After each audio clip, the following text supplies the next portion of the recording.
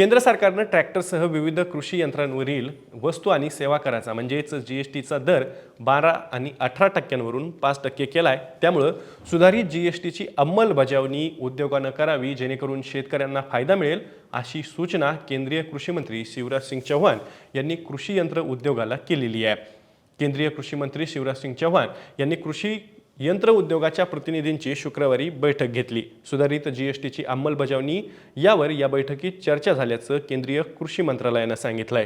केंद्र सरकारने ट्रॅक्टरचे part, tyre, tube, hydraulic pump, अवजारं, स्प्रिंकलर, ठिबक सिंचन, कापणी यंत्र सामग्री, 12 जैव कीटकनाशक, अमोनिया, सल्फ्युरिक आम्ल, नायट्रिक आम्ल, शीतगृह, अन्न प्रक्रिया आणि मूल्यवर्धन प्रक्रिया, लोणी, तूप, दुधाचे डब्बे, लोखंडी पोलादी, त्यासोबतच ॲल्युमिनियमचे, कृत्रिम मध, सौर ऊर्जेवर चालणारी उपकरणं, तेंदूची पत्ती यांच्यावरील 12 आणि 18% जीएसटी दर हा 5% करण्याचा निर्णय घेतलाय।